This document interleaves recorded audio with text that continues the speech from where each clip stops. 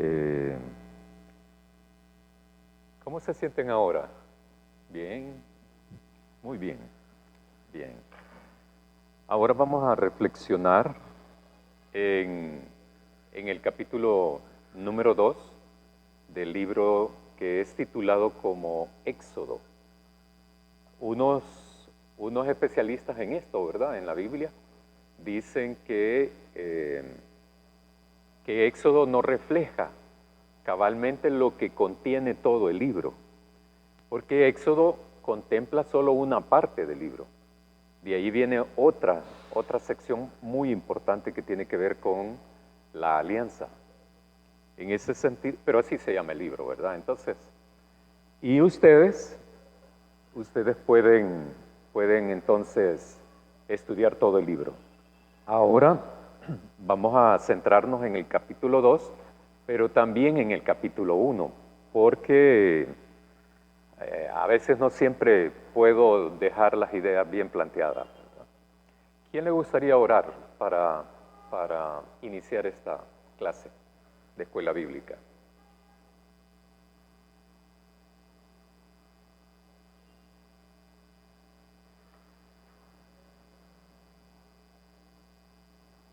Carolina, ¿le gustaría orar?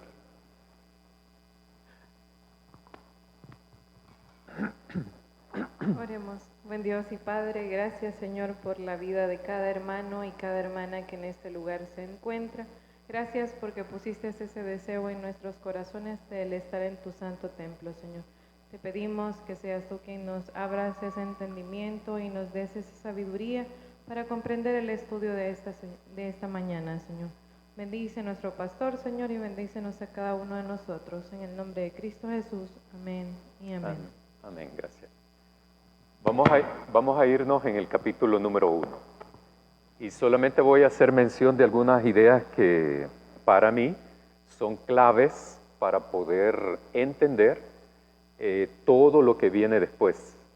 Porque acuérdense de que yo inicié en el capítulo 1 diciendo que había un proyecto de muerte. Y planteé algunas cosas, características o aspectos relevantes. Ahora voy a hacer mención a eso. Primero, el artífice, el autor, el que se la ingenió, el que creó ese proyecto de muerte, es el rey de Egipto, que también es llamado Faraón. El Faraón era el dueño de todo lo que había en la tierra del país. Todo lo que estaba arriba de la tierra le pertenecía al Faraón en esa concepción, en esa época.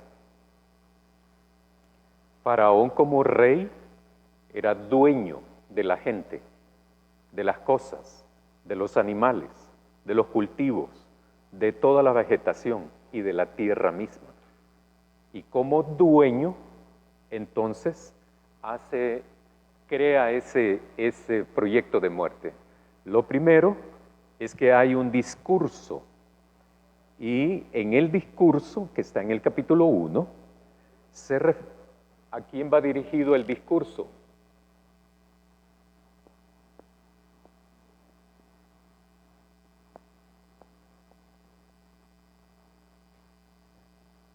Va dirigido al pueblo egipcio, ese discurso.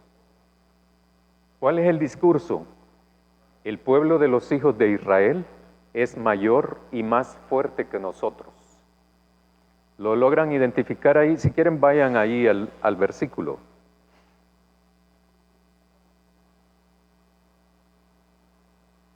En versículo 9. He aquí el pueblo de los hijos de Israel es mayor y más fuerte que nosotros. Ahora pues, seamos sabios para con él, o sea, para con el pueblo de Israel. De ahora en adelante ya no voy a decir el pueblo de los hijos de Israel, solo el pueblo de Israel, ¿verdad? Ya sabemos que son ellos. Y cuando diga faraón o rey de Egipto es lo mismo, ¿verdad? Es la misma.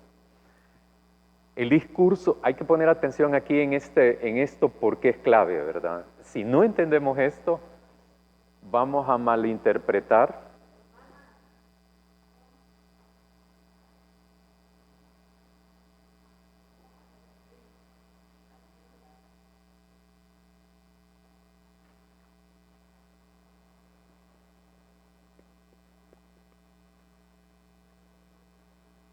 entonces vamos a malinterpretar el libro y lo vamos a espiritualizar.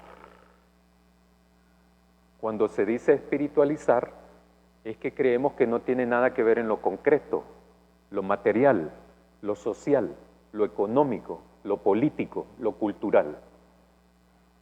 Entonces pensamos que todo tiene que ver con cosas abstractas, etéreas, ¿verdad? Y nada concretas. Lo espiritual, sí, es propiamente dicho. Espiritualizar algo es abstraer, quitar y reducirlo a un esfera más, como decía ayer el hermano Gilberto Flores, metafísico, ¿verdad? Bien, inicio. En el versículo 9, he aquí el pueblo de los hijos de Israel es mayor y más fuerte que nosotros. Ahora pues, seamos sabios para con él, o sea, para con el pueblo de Israel, para que no se multiplique y acontezca que viniendo guerra, él también se una a nuestros enemigos y pelee contra nosotros y se vaya. En el discurso este discurso tiene ciertas características. ¿Qué es lo primero que dice el faraón? ¿Con qué comienza en el versículo 9?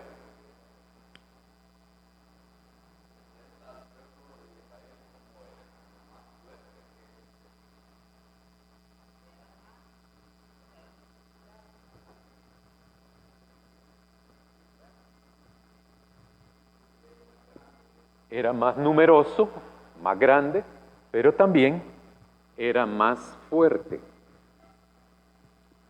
Sí. ¿En qué otro consiste el discurso? O sea, lo que estamos haciendo ahorita es analizar el discurso del faraón, porque eso tiene una repercusión terrible después. Dígame. Dice que hay que ser sabios para con el pueblo ese, porque existe el riesgo de que por ser más fuerte y más numeroso, si sucede una guerra, se va a volver en contra de Egipto. Sí.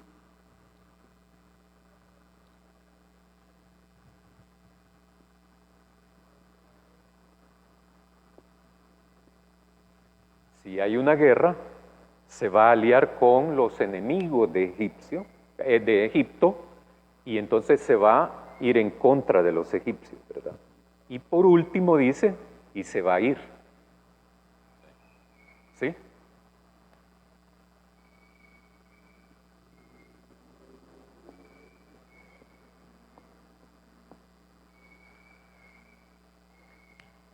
El discurso está dirigido al pueblo de Egipto y tiene estas características: más numeroso, o sea, más fuerte.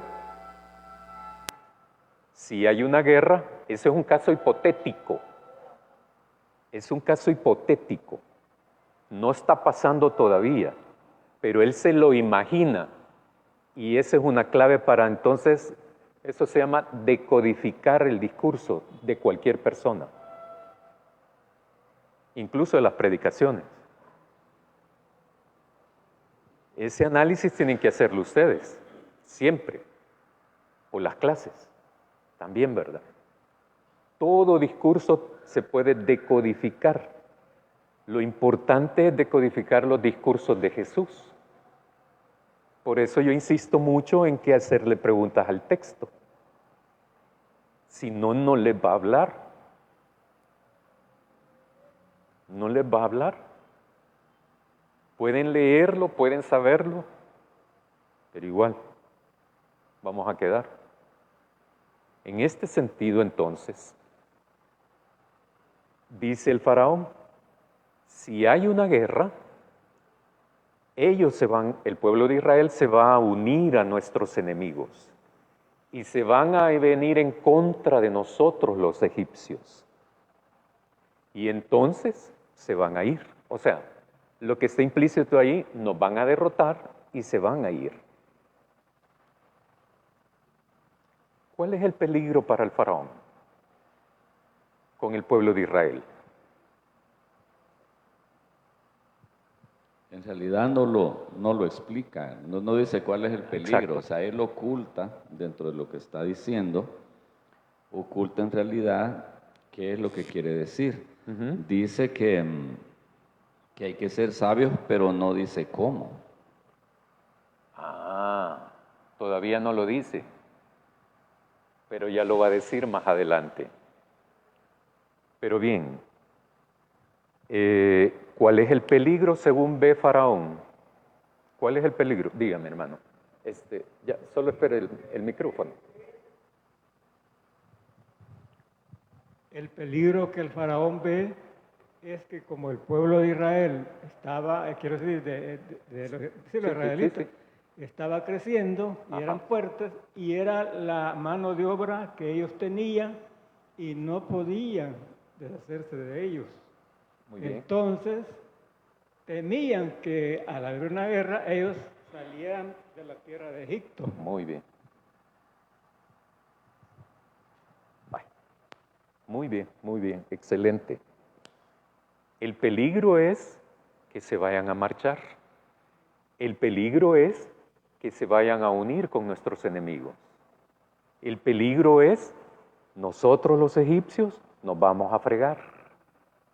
¿Por qué? Porque nos quedamos sin los esclavos, sin los que sostienen la economía egipcia.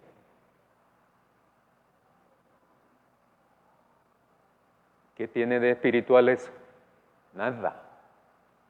Es todo una razón económica, es todo una razón social, nada más. El faraón está haciendo ese discurso para el pueblo de Egipto, para su propia gente. Entonces, ¿cuál es el peligro que ve Faraón? Ya lo dijo el hermano. Esos son los peligros del faraón. ¿Cuál es el propósito del discurso? Decirle eso a los egipcios. Imaginémonos, ¿cuál es el peligro? ¿Cuál es el propósito? El propósito que quiere el faraón dejar en las mentes del pueblo. Todo discurso tiene una intencionalidad. Toda predicación tiene una intencionalidad. Toda plática entre dos personas tiene intencionalidades. En este caso del discurso, ¿cuál es el objetivo del faraón? Y entonces tenemos que interpretar eso, suponer eso, deducir eso. Según ustedes, ¿cuál es?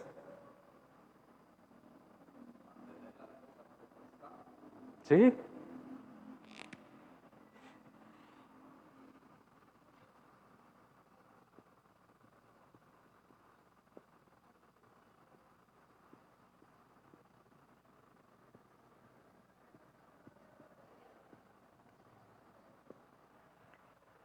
Vaya, mantener las cosas como están. Que no haya ningún cambio de nada, ¿verdad? Para lograr eso, entonces vienen las medidas, ¿verdad?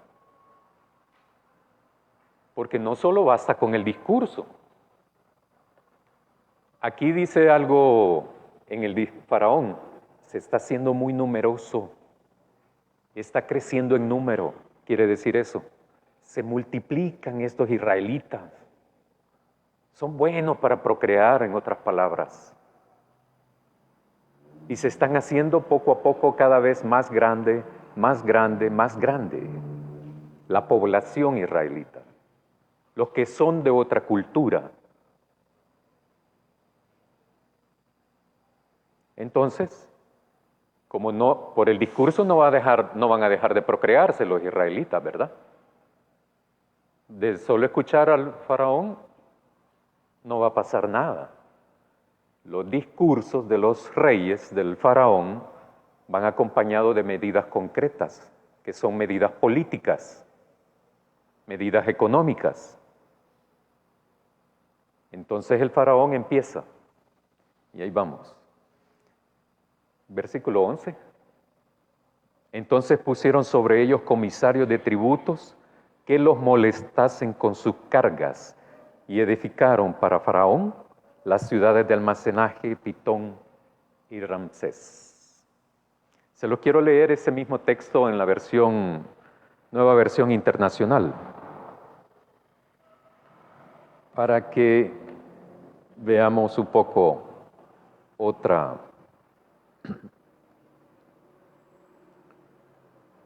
enfoque. Fue así como los egipcios pusieron capataces para que oprimieran a los israelitas. Les impusieron trabajos forzados, tales como los de edificar para el faraón las ciudades de almacenaje Pitón y Ramsés. Las medidas, son medidas económicas. Eso de molestasen tiene un contenido más fuerte en el original, para que los hostigaran, ¿verdad? A nadie le gusta que los estén hostigando, ¿verdad? Pero con trabajos forzados, eran mano de obra para la construcción de esas ciudades. Los comisarios son capataces, que empiezan, el rol de un capataz, ¿cuál es? Lograr la obra terminada, con una calidad determinada, en un tiempo determinado. Entonces, los capataces le hablan bonito a los obreros, suavecito a los obreros, ¿verdad? Es todo lo contrario. Amenazan, insultan, hasta en la actualidad pasa eso. Y más con esto porque son esclavos. La esclavitud ya está aquí, en este momento. No es que va a pasar. En este momento ya está la esclavitud. Eran mano de obra para la construcción de esas ciudades. En el versículo 12 dice, pero cuanto más los oprimían, tanto más se multiplicaban y crecían. O sea, el efecto de la política del faraón es contraria a lo que ellos querían, porque siguen multiplicándose.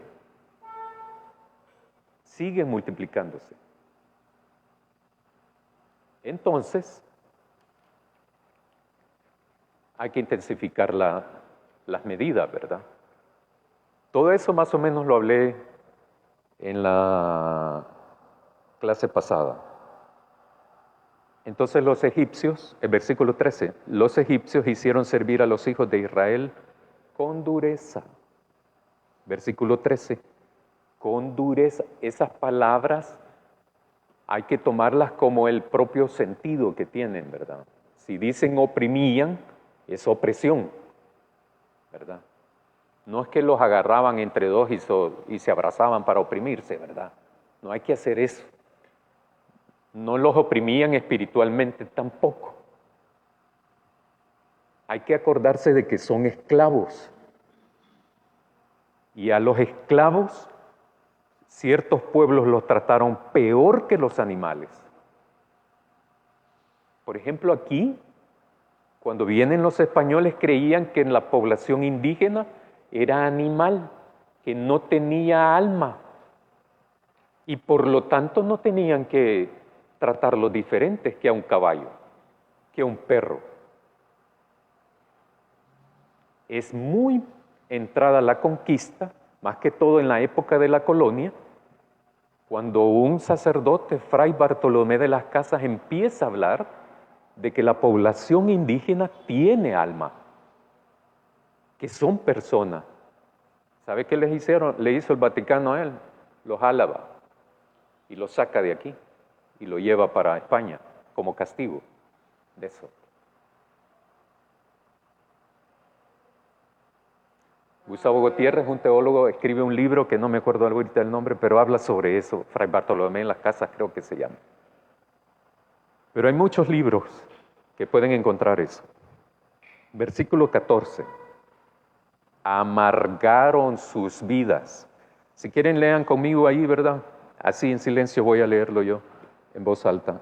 Y amargaron su vida con dura servidumbre en hacer barro y ladrillo y en toda labor del campo, y en todo su servicio al cual los obligaban con rigor. Yo hago mucho énfasis en eso porque para que eso no nos distorsione la comprensión de lo que está pasando. ¿Quién quiere vivir así? Nadie. Eran esclavos, no podían irse. No podían escapar. Por eso es que el número es importante. Entre menos son, más se controla. Entre más son, más amenaza para los esclavistas egipcios.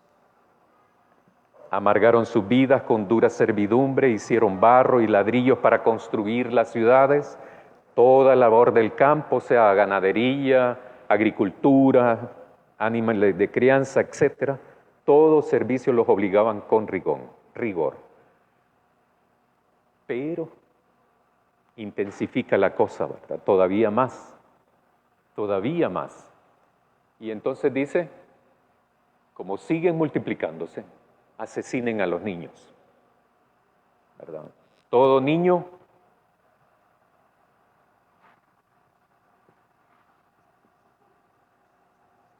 hebreo debe ser asesinado.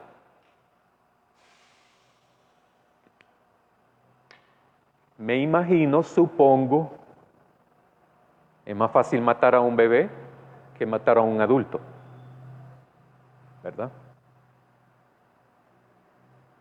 Por eso le titulé Proyecto de Muerte, porque nada de esto es vida, todo es muerte. El pueblo de Israel vivía en condiciones de muerte, ¿verdad? Ahora, asesinen a los niños. Llama a 2 parteras, Cifra y Fúa, y les dicen, vayan, cuando las mujeres hebreas vayan a dar a luz, entonces, si es niña, déjenla vivir, y si es niño, asesínenlo, ¿verdad? Pero como no lo hicieron, ¿por qué razón no hizo Cifra y Fúa eso? No le obedecieron a Faraón. ¿Por qué? Por temor a Dios.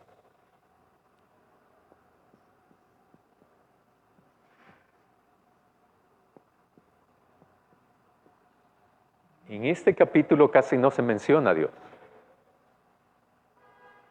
Particularmente no aparece, ni en el 2, tampoco. Pero ellas lo hacen aparecer. Cifra y Fúa temen a Dios, pero no al faraón. El temor era el respeto, no era miedo a Dios. Temor es respeto.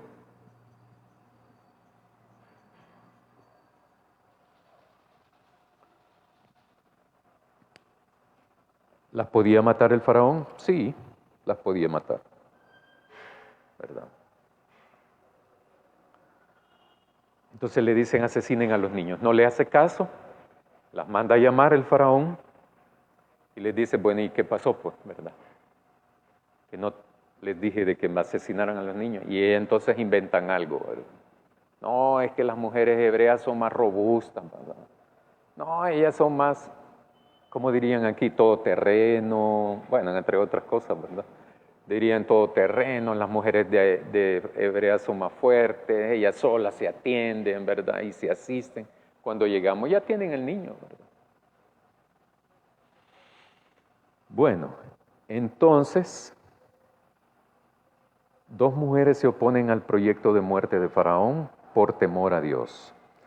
Optaron por Dios y no por el faraón. Pero entonces el faraón le dice al pueblo, Si ven a un niño, ¿qué hacen? Arrojarlo al río, ¿verdad? Al agua. O sea, asesinarlo. Como eso no funcionó, que esa es parte de la intensidad, intensificar las medidas de represión,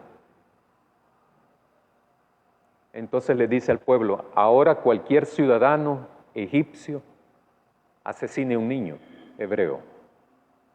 En esas condiciones es que nace Moisés, que es el capítulo 2 y que vamos a leer ahorita, ¿verdad? ¿Hay algún comentario de lo que he dicho hasta ahora? ¿No? Bien. Los versículos del 1 al 10, por favor.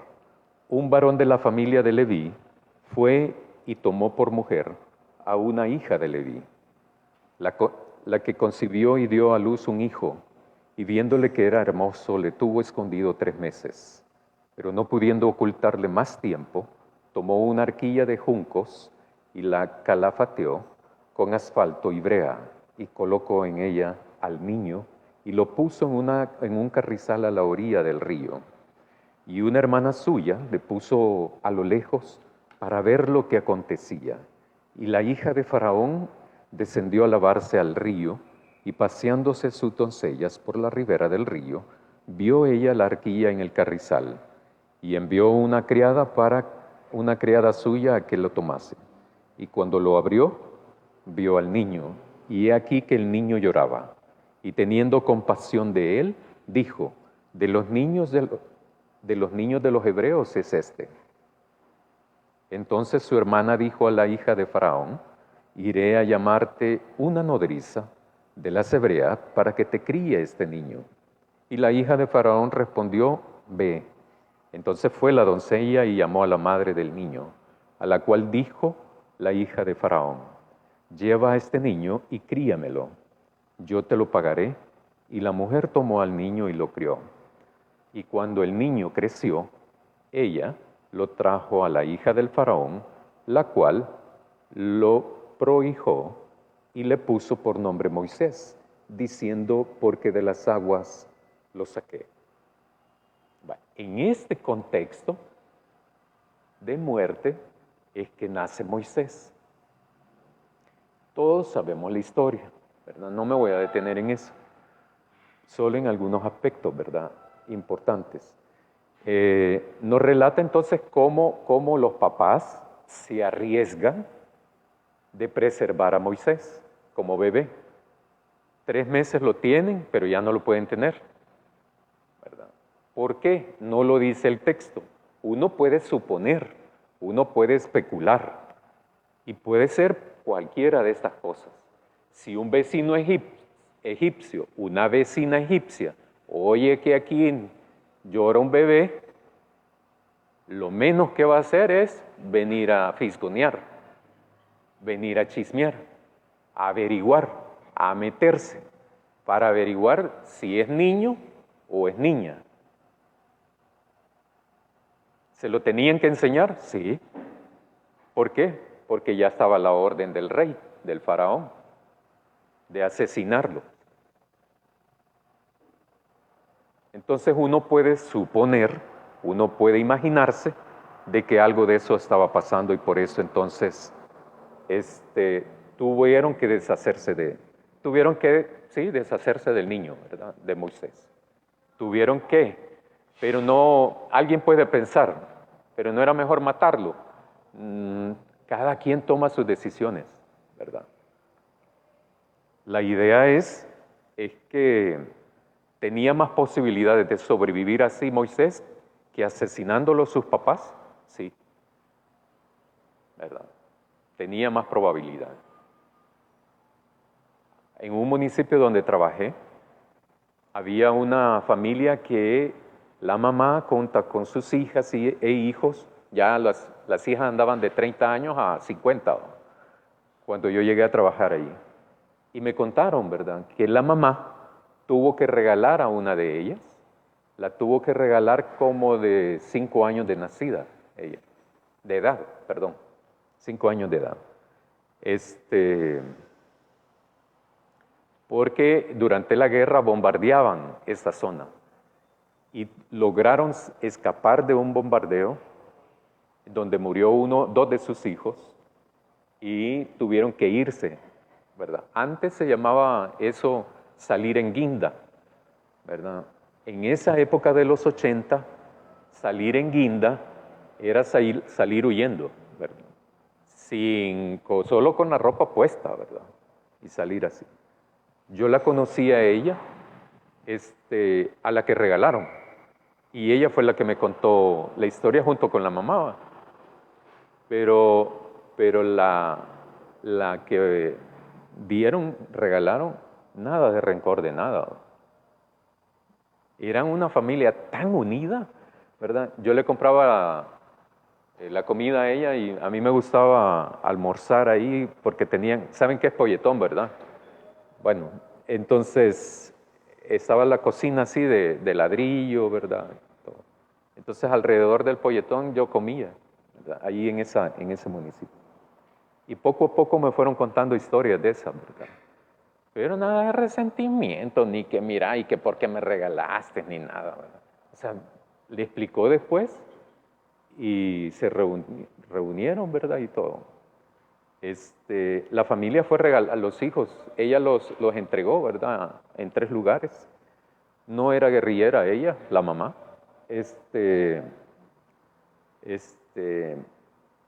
Y así, ¿verdad? El papá de ellos murió en uno de esos bombardeos también. La cosa es que a mí me recordó esa historia, la de Moisés. Es decir, papá y mamá, eso cuesta, pues. Bueno, ¿quién es padre y quién es madre, verdad? Los desmadrados y despadrados, sí, eso no. Eso asesinan a sus bebés, ¿verdad? Los tiran y los abandonan. Pero en este caso yo creo que yo interpreto, supongo, que los papás hicieron todo eso para ver si alguien se piadaba del niño, ¿verdad? Y podía sobrevivir. Y eso fue lo que ocurrió. Entonces, vamos al versículo 11. En aquellos días sucedió que crecido ya Moisés ya creció, ya pasaron años y años, creció Moisés, salió a sus hermanos y los vio en sus duras tareas y observó a un egipcio que golpeaba a uno de los hebreos, sus hermanos, ¿verdad? Entonces, va a donde está su pueblo. Moisés sale a donde está su pueblo y ve las duras tareas que han sido impuestas por Faraón. O sea que supongo que Moisés había una región donde ellos estaban trabajando, ¿verdad? Siendo esclavos. Entonces Moisés va y ve toda esa situación y eso es clave también para entenderlo después, ¿va? Lo que viene, que ustedes ya saben lo que viene, pero igual. En el versículo 12 dice, ve a un egipcio que golpeaba a un hebreo y mata al egipcio y lo esconde. Asesina a un egipcio y lo esconde. Lo cubre de arena, dice el texto, y lo esconde. ¿Verdad? ¿Alguien puede pensar? ¿Es justificable el asesinato? No, pero porque era Moisés, pues, ¿verdad? En ese momento no.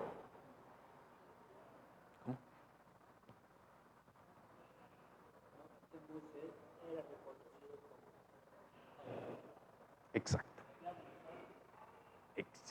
Buen punto. Solo que lo voy a repetir porque ahí viene el micrófono. Yo creo que en este caso Moisés ya era crecido, no, supuestamente era de más de 20 años. Los egipcios lo reconocían como hijo de la hija del faraón. De la familia real. Sí, exacto.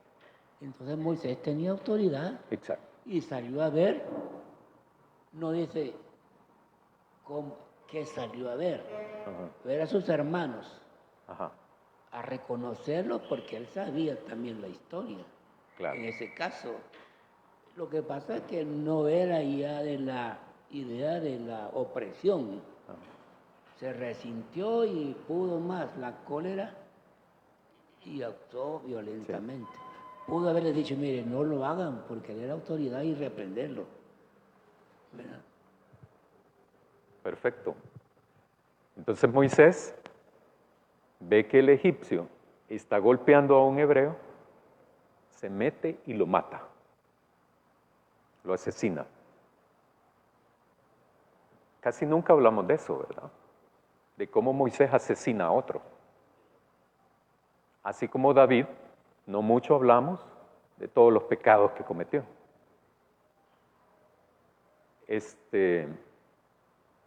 Lo esconde.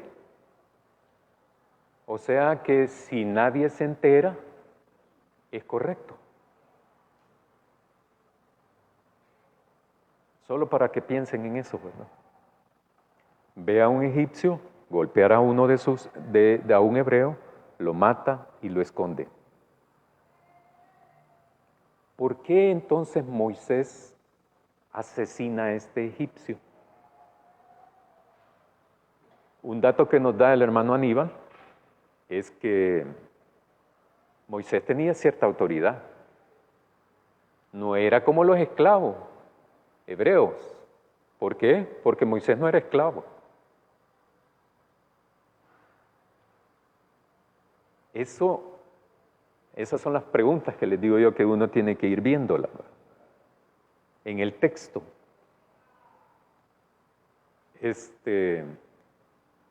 ¿Por qué lo asesina? ¿Abusa de su autoridad?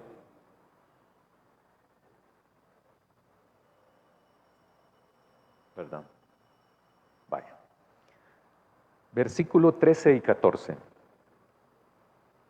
Al día siguiente salió y vio a 2 hebreos que reñían. Entonces dijo al que maltrataba al otro, ¿por qué golpeas a tu prójimo? Ahora tomando lo que acaba de decir el hermano Aníbal, ¿por qué no llega Moisés y le dice al egipcio, hey, mira, calmate, ¿verdad? No lo maltraté, ¿verdad? Uy, no sé cuántos miles más de maltratos habían ahí, va. ¿Por qué no va y detiene eso de la misma manera? Es que él era egipcio. Pero entre 2 hebreos que se están golpeando, le dicen, hey, ¿y por qué maltratas a tu prójimo?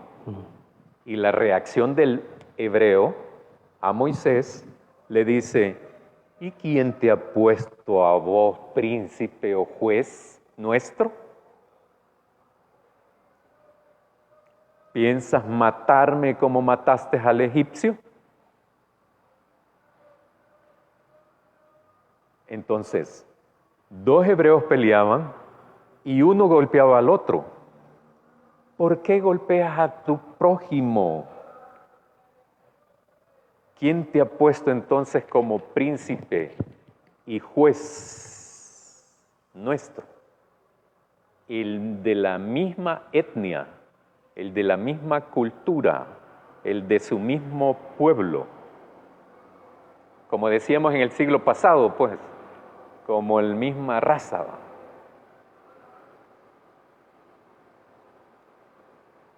¿No ven ustedes algo ahí un poco que se necesita meterse más en eso para descubrir y analizar un poco más? Pero dice al final del versículo 14, entonces Moisés tuvo miedo y dijo, ciertamente esto ha sido descubierto.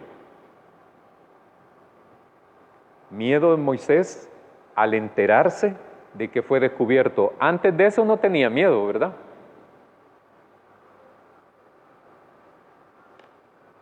No tenía miedo antes de eso. ¿Por qué no tenía miedo? Porque no le iban a acusar de nada, aunque sí había hecho algo, ¿verdad? Nadie lo había delatado. Exactamente. Me llama la atención la respuesta que da Bien.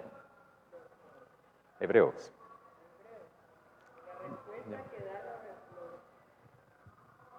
Me llama la atención la respuesta que dan los hebreos, ¿verdad? ¿Y quién te ha puesto como juez, ¿verdad? Nuestro, ¿verdad? Como que ellos sabían que él no era de la realeza. Entonces, por eso esa respuesta. Y de allí vino el miedo también de Moisés. Yo aquí ya fui descubierto y los mismos de mi pueblo. Entonces, me voy a echar también encima a los de mi pueblo y más los egipcios, mejor huyo. Perfecto. Eso lo vamos a ver creo que sí, lo vamos a ver más adelante. Cuando el Moisés está regateándole a Dios, ¿va? No, que mira, que yo no sirvo para nada, que yo apenitas puedo hablar, que yo soy una inutilidad andando, casi así, ¿verdad? Se está poniendo, pero es que está queriendo escapar, ¿va? Escapar de la responsabilidad. Y cuando llegue allá, ¿quién le voy a decir yo que me manda? Ahí está el inicio de eso. Precisamente ahí. ¿Y quién te ha puesto a vos aquí como juez nuestro, pues? Tú no eres de los nuestros. Pero tampoco es egipcio, ¿verdad? O sea, Moisés está frito. Por eso hace lo que hace. No se puede ir a esconder a los hebreos. No se puede ir a esconder a los egipcios. Por eso hace lo que hace. Se va para Madián, huye para Madián, donde nadie lo conoce, donde nadie le va a pedir la justicia, donde nadie le va a pedir cuentas. O sea, Moisés es un mortal, ¿verdad? Llano y silvestre, que comete errores, comete pecados. Así es, pues, ¿verdad? No es la figura emblemática, todopoderosa, no es nada de eso. El todopoderoso es Dios. Y abajo de Dios nadie. Ni Faraón, porque ya van a ver la lucha, ¿va? Bueno, ustedes la conocen la historia, pero es una lucha ahí. A mí a veces me pongo a pensar, a imaginarme cosas. Y pienso, por ejemplo, que, pues sí, a Dios, el propósito de darle vuelta a Moisés y al faraón y ponerlo en su sitio fue fácil, era fácil. Pero el pueblo no tenía la conciencia de Dios, ¿verdad? Ahora, entonces, tuvo miedo Moisés, pero no va a los hebreos y a decirle, miren, escóndanme, ayúdenme, protéjanme. No. ¿Por qué? Porque no pertenece ahí. Ni tampoco con los egipcios. ¿Por qué? Porque no pertenece a los egipcios. Al contrario, ha dañado, ha asesinado a un egipcio. Y se cumple lo que el faraón ha dicho en su discurso, ¿verdad? Ahora bien, versículo 15. Oyendo Faraón acerca de este hecho, procuró matar a Moisés. Pero Moisés huyó de delante de Faraón y habitó en la tierra de Madián. La violencia no solo es ejercida por el Faraón. Aquí se puede analizar esto, ¿verdad? El Faraón, a través de sus medidas, ejerce violencia al pueblo de Israel. Y uno de sus egipcios, un egipcio, asesina a un hebreo. Pero también, entre hebreo y hebreo, hay violencia. Los hebreos tampoco eran inmaculados. Sufrían esclavitud. En antropología, en el siglo pasado, había una teoría que ya fue descartada, porque a mediados del siglo pasado había una teoría en antropología del buen salvaje, se llamaba eso, así popularmente, buen salvaje. Porque a veces todavía hay personas que hablan sobre eso, del buen salvaje. Porque decían así, ¿verdad? De cuando iban a los pueblos originarios, ¿verdad? A los pueblos indígenas. Decir indígena sí es aceptable, ¿verdad? Pero indio no, eso es despectivo.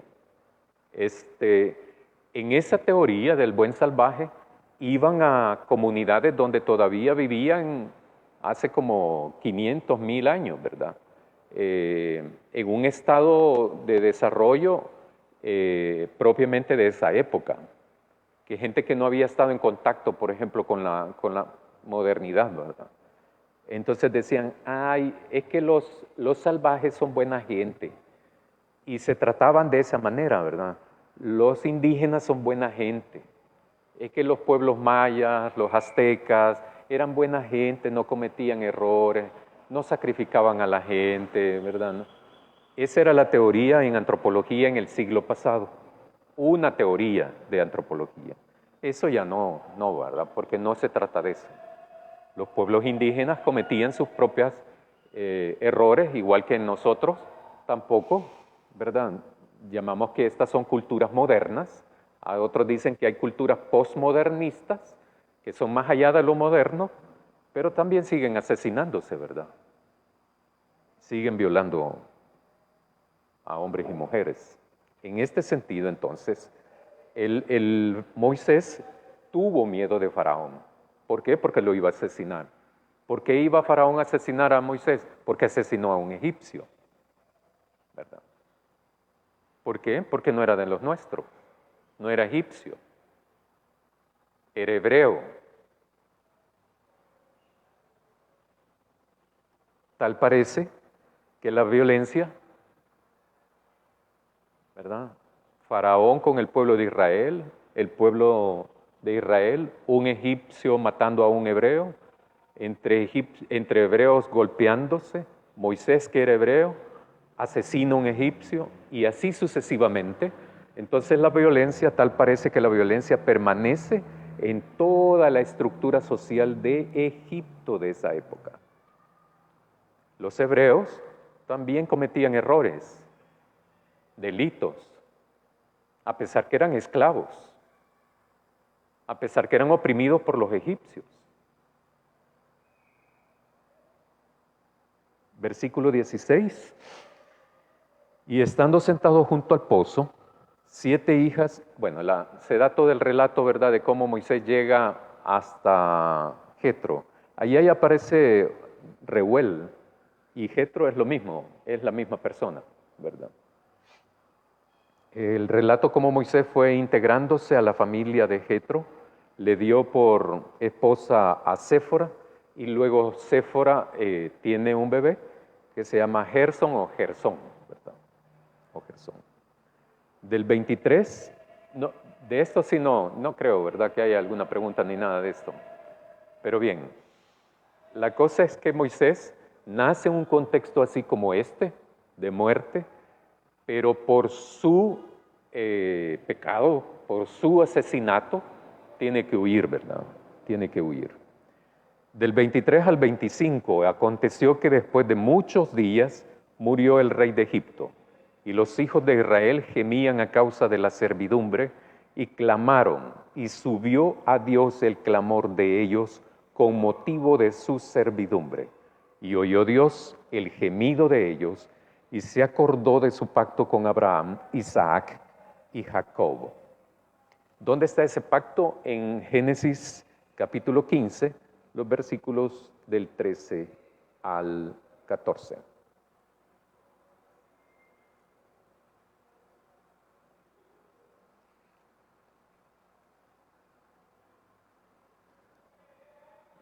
Y miró Dios a los hijos de Israel y los reconoció Dios.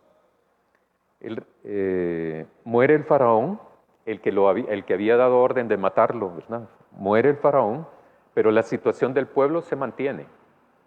O sea, la situación de que van a seguir siendo esclavos se mantiene. Han pasado diferentes faraones y van a seguir haciendo lo mismo. Porque no es para el faraón propiamente dicho que los israelitas están siendo esclavos. Es para beneficio del faraón, por supuesto, pero del pueblo de Egipto. Muere el faraón, pero la situación del pueblo de Israel eran iguales. Gemían a causa de la servidumbre. Eso a mí me parece bien curioso, ¿verdad? Para que un escritor haya puesto eso, es porque representaba dolor, angustia, desesperación, muerte. Porque hay personas que depende de la muerte también hacen lo mismo, ¿verdad? Era una situación de muerte. Y Faraón venía, y Faraón se iba, y venía otro, y se iba, y seguían siendo esclavos ellos, sufriendo ellos, generación tras generación. Entonces hacen una cosa, que ya aquí hay un cambio en la perspectiva de la relación del pueblo con Dios. Y dice que, primero dice, y clamaron, y subió a Dios ese clamor. No me voy a meter en esto que voy a decir, ¿verdad? Pero hay algunas personas que dicen, por ejemplo, ¿por qué tarda tanto Dios en responder? Nosotros creemos, no sé ustedes, ¿verdad? Pero en algunas otras partes, o yo mismo, ¿verdad? A veces me desespero cuando Dios no me responde, ¿verdad? Cuando Dios no me responde. Pero la experiencia me ha enseñado, y el conocimiento de la Biblia me ha enseñado, de que Dios responde siempre según su voluntad, y no la mía. ¿Es desesperante esto? Sí. Dígame. Dios le bendiga, buenos días. Fíjate que estaba viendo que todo lo que pasó Moisés, ¿verdad? La gran tribulación que tuvo en su corazón para huir y dejar todo. Pero eso ya en la sabiduría de Dios estaba contemplado, porque antes, acaba de decir usted y yo acabo de leer también, que iban a pasar 450 años, parece, no sé cuánto, esclavos iban a sufrir, pero después Dios los iba a sacar de ese sufrimiento y los iba a llevar. Entonces, así nosotros, yo pienso, cuando yo leí una porción de la Biblia que dice, es necesario que a través de muchas tribulaciones lleguemos al reino de los cielos, ¿verdad? Entonces, era necesario todo lo que pasó Moisés y el pueblo de Israel para llegar a cumplirse lo que ya Dios le había dicho a Abraham, que iban a pasar esclavos y que los iba a sacar, y los iba a sacar con riqueza. Y así fue, ¿verdad? Solamente. Sí. Muy bien, gracias. Sí. El problema es si yo me muero en el camino, ¿no? Ya no voy a disfrutar de la riqueza. Dígame. En cuanto a la niñez de Moisés, yo me pregunto, ¿cuánto tiempo pasó él con su propia mamá? La mamá le enseñó cosas de Dios, sí. Tenía conocimientos de Dios y él. Según he leído yo, a los niños los destetaban como a los 6, 7 años. Esa es mi pregunta. Lo que dice el texto es que a los 3 meses papá y mamá de Moisés lo ponen en la canasta, en la cesta, en la balsita esa, ¿verdad? Va a llegar, lo recibe la hija del faraón de ese entonces, y la hermana le dice, yo conozco una hebrea, más o menos así, ¿verdad? Porque la hija del faraón, una egipcia, descubre que es un hebreo. El texto no dice que lleva una mantita, ¿verdad? Como la película. Vaya. Entonces, pero descubre, este es hijo de los hebreos. Me imagino yo que tienen características físicas, probablemente. Entonces el bebé tenía más o menos 3 meses. Y le dice, yo puedo conseguir a una nodriza para que lo críe. Ah, bueno, está bien, ¿verdad? Llévatelo. Y decirle que yo se lo voy a pagar. ¿Cuánto tiempo estuvo ahí? No lo sé. No lo dice el texto. Puedo suponer que después de una determinada edad, él la mamá de Moisés y su papá lo regresan a la hija del faraón y se cría ahí con ellos, termina de educarse con ellos. ¿Por qué? Porque una de las hijas de Jetro dice, ahí estaba un egipcio, pero también por su lenguaje, por su idioma, ¿verdad? Y entonces uno hace suponer que el Moisés adoptó parte de la cultura. Y lo otro que me hace sospechar fue lo que dijo el hermano Aníbal. Cuando él sale, ¿verdad? Él no es esclavo. Y si no es esclavo, no es hebreo. En un sentido. No sé si me doy a explicar. Todo hebreo era esclavo. Porque a los hebreos era la esclavitud. Para ellos era. Ahora bien, Moisés dice que sale y va a la región donde están los hebreos, sus hermanos, dice el texto. Y va a verlos y ve todo lo que sufrían en la servidumbre. Él no la sufrió, Moisés. Entonces me hace suponer lo que dice el hermano Aníbal. Yo no había pensado en eso, sinceramente, lo que él plantea. Tenía autoridad. ¿Por qué? Porque era el hijo adoptado, recogido, lo que sea, de la hija del faraón. No fue criado como un hebreo, hasta cierto punto, pero hasta cierta edad sí fue enseñado y criado por mamá y papá hebreo de Moisés. Eso sí, yo lo puedo suponer, eso.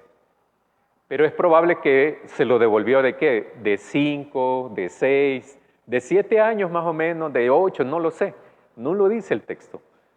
Pero sí lo termina de criar. Y lo da chiquito y se lo lleva a la hija del faraón. Esta lo termina de educar. Claro, lo educa como egipcio. Y no como un mortal pobre egipcio. Es hija del faraón. Cierto privilegio tenía. Aquí hay que desprendernos de la película, ¿verdad? Entonces, porque en las películas, incluso la moderna, la última, sacan que es un casi hijo del faraón, ¿verdad? No necesariamente, porque cuando ocurre eso y el faraón se da cuenta que asesinó a un egipcio, da la orden de matarlo, ¿verdad? Y si fuese casi hijo, hubiera tenido cierta consideración. Te vamos a azotar, ¿verdad? Y ya te vamos a dejar libre. Bien, entonces, muere el faraón, pero la situación es esa. Gemidos a causa de la servidumbre. Clamaron a Dios y sube ese clamor por esa servidumbre. Sube el clamor a Dios, quiere decir, ¿verdad? Y miró Dios a los hijos de Israel y los reconoció. Dios, dice, los reconoció Dios. Eso de reconocer me da la impresión, ¿verdad? De que cuando uno reconoce a alguien, ¿verdad? Papá o mamá, cuando reconocen a sus hijos, ¿verdad? Es que dice, no, si yo estoy seguro que mi hijo es mi hijo, pues, ¿verdad? Pero hay mamás que se ven en la actualidad en una lucha con eso, ¿verdad? Es que yo no sé si es mi hijo. Yo no sé si es mi hijo. Pero allí ese detalle es muy importante aquí, ¿verdad? Y miró Dios a los hijos de Israel y los reconoció Dios como pueblo. Antes se había estado relacionando con Abraham, Isaac y Jacob. Aquí empieza la cuestión también de la colectividad, del pueblo, de la nación, pueblo de Dios. Y entonces los reconoce.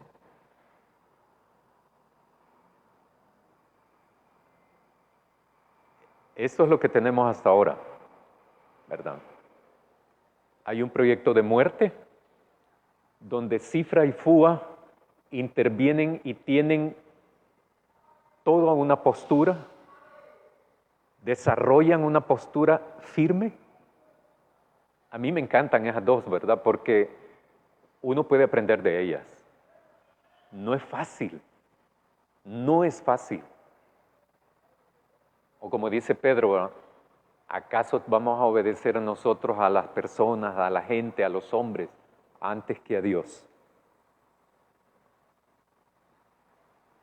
Vamos a obedecer más a la cultura que a Dios. No es pregunta, o sea, sí es pregunta, pero no para responderla ahorita, ¿verdad? Dígame. De estos pasajes, desde el Éxodo 1 y a el 2, veo dos situaciones, dos actitudes que son pecado ante los ojos de Dios, Sí. como es la mentira y el asesinato. Ajá. Allá en el capítulo 1 vimos la mentira que cometieron las dos parteras, Cifra y Fúa.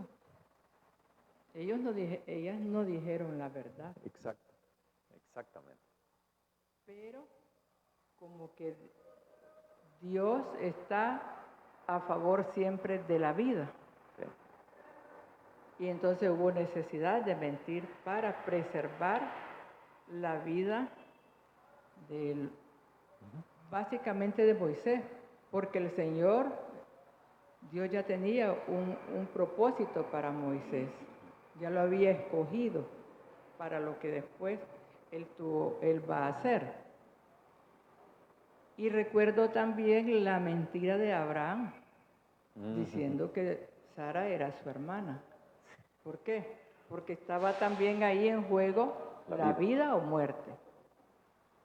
Entonces, la otra mentira, otro pecado es la muerte, el asesinato. Moisés comete un asesinato. Sí. Entonces, Dios, ¿por qué permitió este asesinato que cometió Moisés?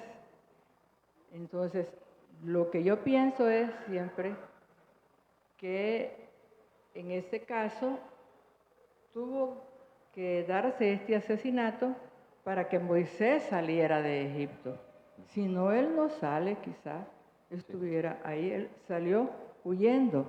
Entonces, tuvo que haber ese asesinato para poder liberar y darle vida a todo un pueblo que estaba esclavizado, porque Dios ya tenía allí escogido a su líder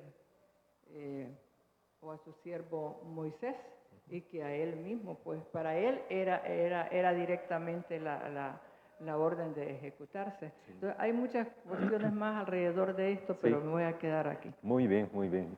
De eso se trata, de que los textos, hay que dialogar en los textos y preguntarle cosas. Y uno tiene que permitir de que la palabra de Dios, que le llamamos la Biblia también, nos hable. Si no le hacen preguntas, no les va a hablar, porque no van a ir descubriendo ese tipo de cositas.